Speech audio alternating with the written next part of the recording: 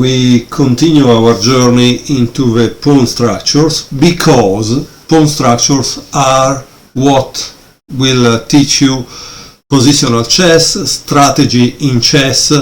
It's what will teach you what to do after you memorize your opening moves and you say, okay, I finish my memorization, what do I do? In this book you have something like at least 5 families of pawn structures. And these 5 families of pawn structure is what you will find in your games and what you need to know in order to play the middle game, to find a plan in the middle game. After the model games that the author has carefully selected, he said that he watched 20,000 games in order to select this. I don't know if it's true, because obviously 20,000 games seems a little too much. However, the games honestly are good, really good, and I think you should try to remember them, because they will tell you what to do in your own games. Okay? So, we are in the chapter 1, the Isolani. Isolani is meant to say the isolated queen pawn. Okay?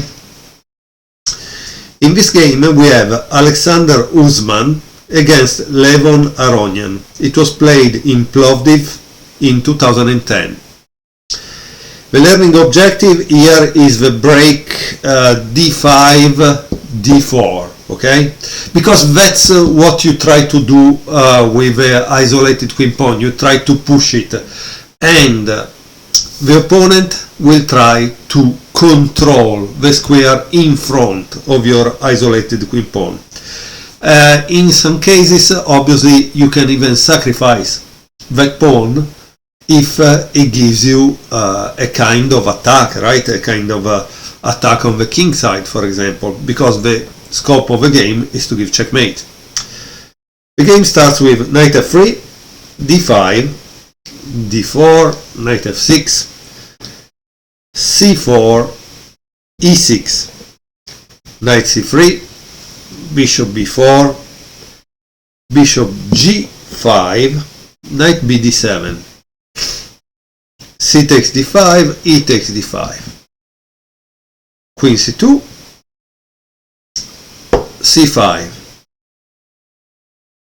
d takes c5, h6, bishop d2, castle, and now it's very, very interesting, because you see, guys, now white plays a3. In the previous game that we saw, black played white played a kind of move, a3, because he wanted to avoid the knight to go on b4 and d5.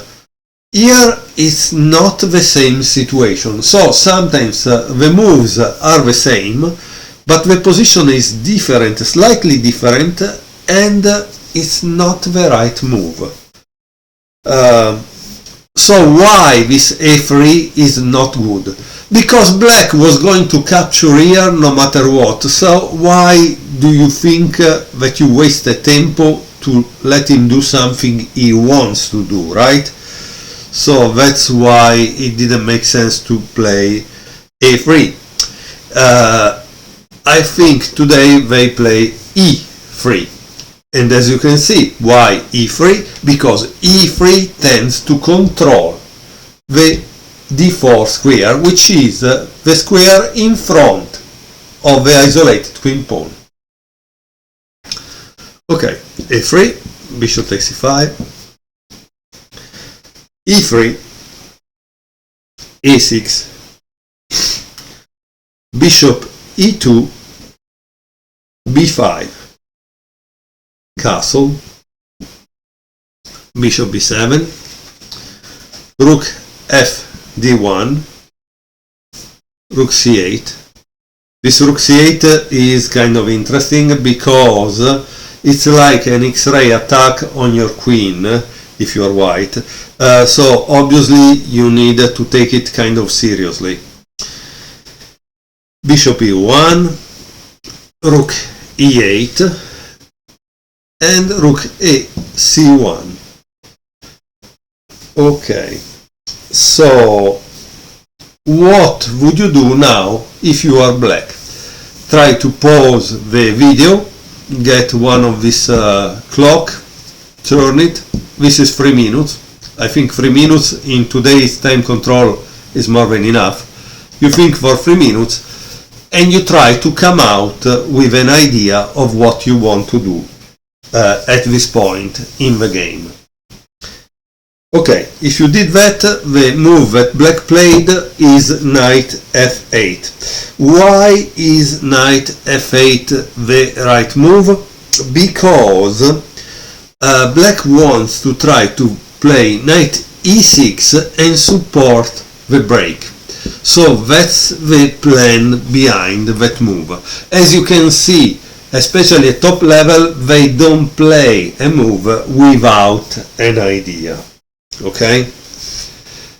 However, just to tell you one thing, in the book the author writes that this could have been stronger because it goes on c4, but the point is, how did he find this move that is so called stronger by the computer?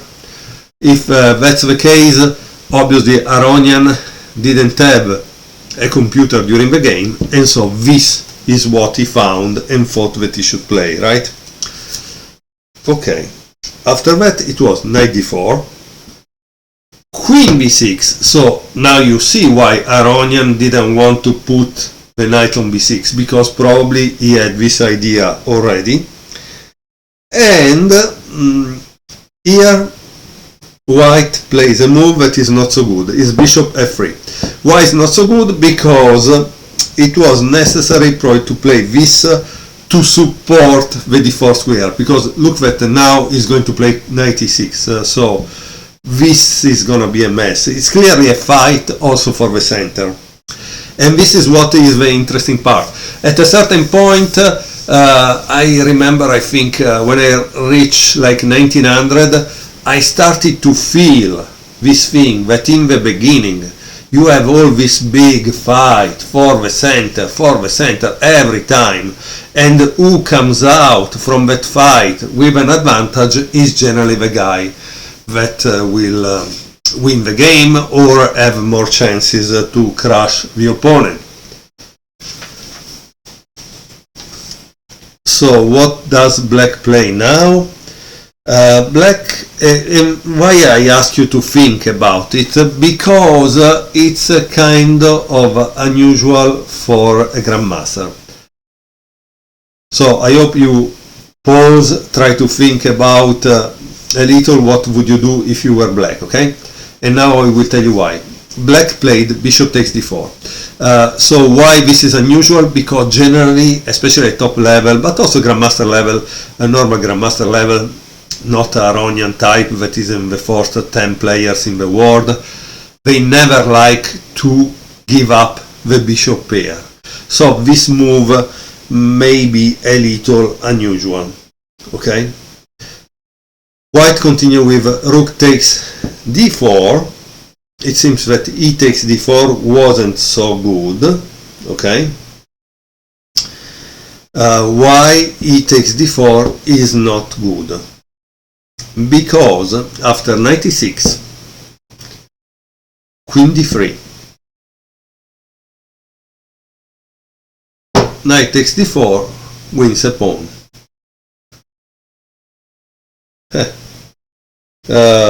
Do you know why? Because if you make the mistake of take that knight, it's really bad, okay? So why this is a mistake? Try to pause the video and find out why it's a mistake, okay? It should be kind of evident, I don't know, but let me do it for you. It's rook takes e1, check. Unfortunately, as you can see, there is no way for the king to escape, and so you must play this, right? But then there is queen takes d4. So clearly it's better to lose a pawn than to lose the game, right? So just be careful what you play and why. Okay, so let's return back to the thing, the position. Okay, let's go back. Let's go back. Let's go back. Let's go back. And let's go back. Okay.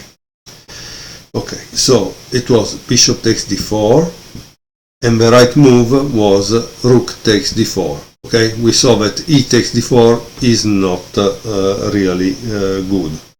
Okay. Again, I tell you, this knight e6 is the theme of the game that Aronian put in place when he played knight f8, a very interesting move. And now, as white, it's difficult to find the right move. It seems that the right move for white was this one. Very difficult to find it, because the author here makes a forward of a page of analysis about rook d1 not good, rook d2 not good. So as you can see, it's difficult to find the right move for white. However, in the game he played rook d2. And by the way, this rook h4 was suggested by Krasenkov, that is a Polish grandmaster that wrote some books that are really beautiful.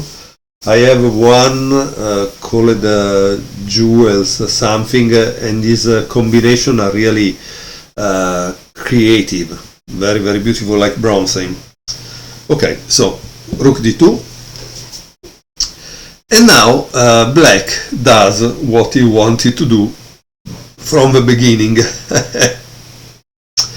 which is to sacrifice his isolated queen pawn in order to activate all his pieces. Boom, d4. Bishop takes b7, but of course you must understand why this is bad, okay? After this there is bishop takes f3, g takes f3, and knight takes d4. And after which there is still the problem with this. So that knight on d4 is kind of untouchable. The same theme that we saw before. So after d4, white decided to take on b7. Of course, here d takes c3 is not good, but you should analyze it, because after bishop takes c8, c takes d2, there is bishop takes d2, and white has a decisive advantage. Okay, so let's read it again.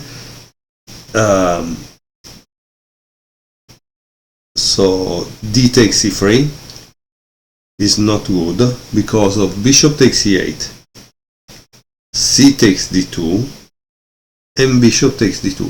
So white is controlling the c8 square, so you cannot take that bishop, and this bishop has a recover material, so it's clearly good. So after bishop takes b7, he took back on b7, and now there is e takes d4. Here black is a pawn down, but now all his pieces collaborate in the attack. Okay, so knight e4, rook d1, and also here you must think about this. What happens if white plays queen takes e4, queen takes e4, knight takes e4, rook takes e1? So that's kind of interesting, right? Okay, so after knight e4 he played rook d1, and now there is a kind of winning move for black. You could pause and think for a few minutes and decide what you would play as black. Okay, I hope you pause the video and try to find the right move for black. The right move was knight f4, and this move obviously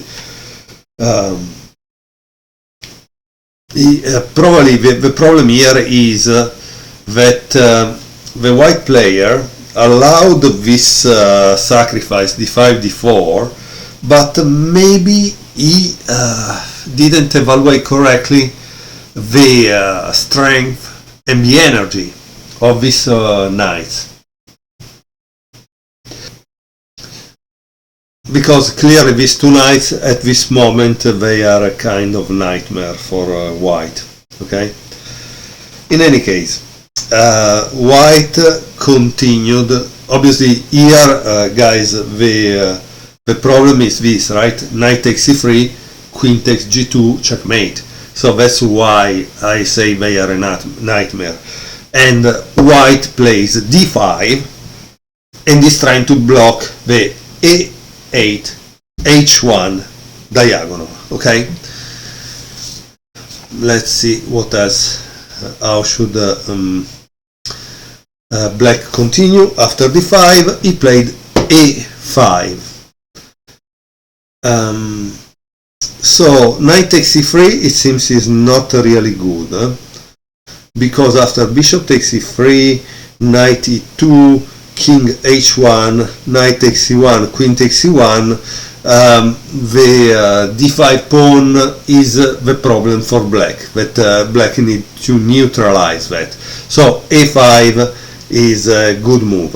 Now let's see how the game continued. Queen b3, b4, a takes b4, a takes b4, and now there is knight a2. Hoopla. Now keep in mind that if you try to take here, it's not a good idea. Why? Because again this monster will give check here. So take, right? Take, knight e2, forking the king and the rook. Why am I showing you this instead of actually showing you the movement of the pieces? Because the truth is this, in a tournament game you will not be allowed to move the pieces. You need to start to train your visualization in order to see these simple things. After all, this is like a two-move static, right? So it's something you need to learn to see. Okay, so we said knight takes e4, mistake, because rook takes e1, rook takes e1, knight e2, forking. Okay, so white played knight a2, and of course once he played that, this is not control anymore, not protected. King h1 and knight takes c1. Now black has won an exchange when you give a minor piece for a rook, for example, and black just needs to learn or to convert to a win. If it is one of us, maybe we need to learn how to convert into a win. For Aronian, I'm kind of pretty sure that he knows how to convert it. White continue with knight takes c1, knight f6, attacking the pawn d5, d6. As you can see, this is the problem. The isolated pawn generally is pushed forward, and that's becoming a problem. Okay, so you need to try to block it in some ways. Here black played queen c6, and after knight a2 guess I really need you guys to pause the video and find out what black played in this position. Okay, again, take the habit to use 3 minutes if you don't see it right away. Obviously, if you see it right away, no, but otherwise, because this will help you to not to go in time trouble when you have a kind of a tournament game where more or less each move is 3 minutes for the move, and so you are able to feel yourself kind of train to think in that amount of time.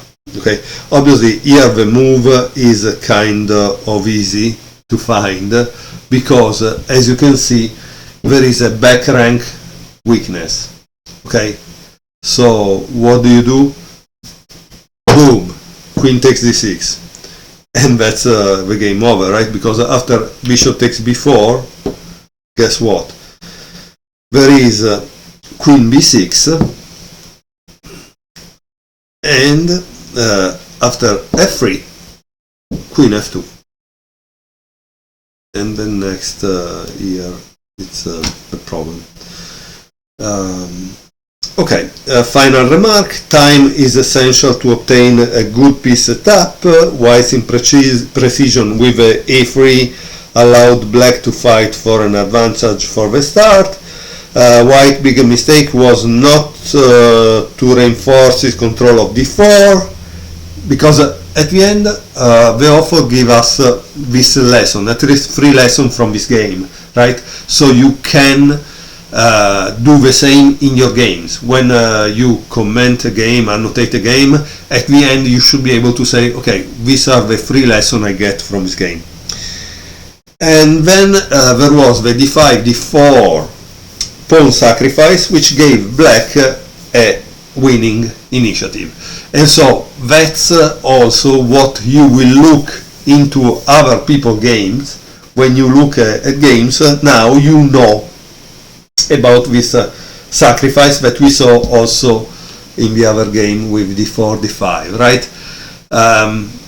Again, I find the book really good because it's teaching us a lot about chess structures, and I think everyone should read a book like this one. Obviously, there are many other authors that have made pawn structures. You choose the one you like the most, or you can do also more than one. Thank you very much for watching, and see you in the next video.